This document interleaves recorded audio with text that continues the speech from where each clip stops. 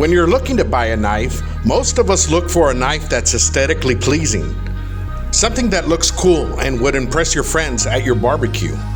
Rarely do we look at the features of the knife that make it more functional and practical to use. Maybe it's because we don't know what to look for in a knife or how to tell the difference between a good functional knife from a bad impractical knife. If that sounds familiar, then maybe this video's for you. Today I will give you 3 key features I look for in a chef knife that makes them more functional and practical to use, whether it's outside cooking barbecue or inside cooking in the kitchen. And we're doing it here on Al Lunacy Queuing.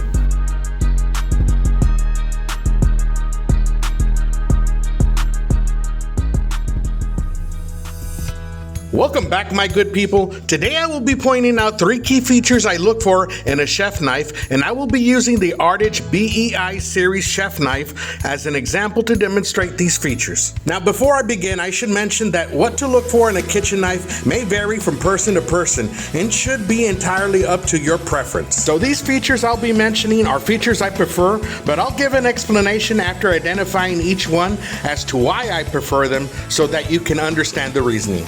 Taking a look at the anatomy of a knife, I'll start to the right with the handle. A kitchen chef knife has 2 types of handles and 3 types of shapes. There is wall handles, which are Japanese style, and yo handles, which are Western style. There is oval and octagonal shaped handles, which are mostly found in Japanese style knives, and there is D-shaped handles, mostly found in Western style knives. I prefer Western style D-shaped handles due to their natural feel and comfort. Our ring and middle finger are usually our longest fingers and feel naturally comfortable around D-shaped knife handles. The ARTIDGE knife handles curves to fit the fingers nicely.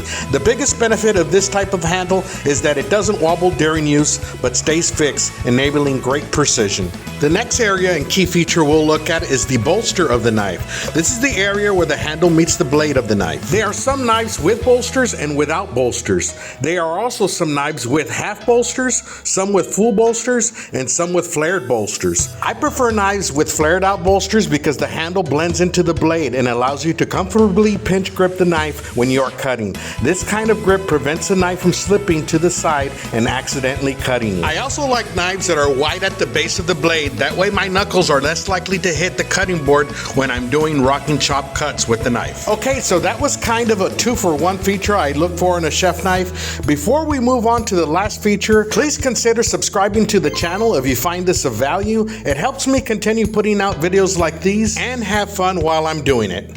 Moving on to the last area and key feature we'll look at today is the tang of the knife. The tang of the knife is the part of the blade that extends into the handle, providing structure, support, and balance. Some of the different type of tangs are full tang, where the steel of the blade extends the full length of the handle, skeletonized tangs, where portions of the material are removed from the tang stock, partial tang, where the steel of the blade only extends part way into the handle, and finally, the narrowing and stick tangs. The last 3 tangs are considered hidden tangs since the butt end of the steel is concealed by the handle material. So my 3rd key feature that I look for in a chef knife is that they be a full tang. Since full tangs run the full length of the knife, they tend to have better balance, structure strength, and durability. Knives with partial tangs may become detached from the handle over time and use, whereas you won't have to worry about that with a full tang knife. A full tang knife also has more leverage through the handle against the resistance of material being cut by the blade.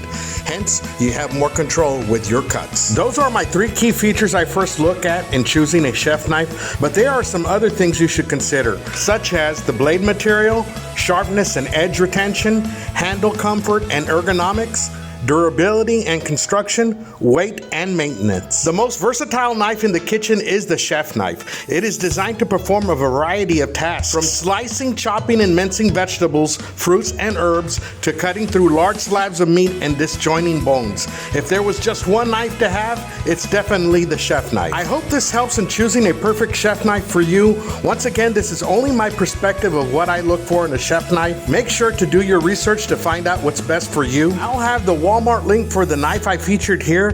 This ARTIDGE chef knife is a great representation of what I look for in a chef knife. With its good looks, its 67 layers of Damascus steel with a Chinese VG10 core and its full tang G10 handle, it's a great choice for your barbecue or kitchen needs. And best of all, it's very reasonably priced. Link for it in the video description below.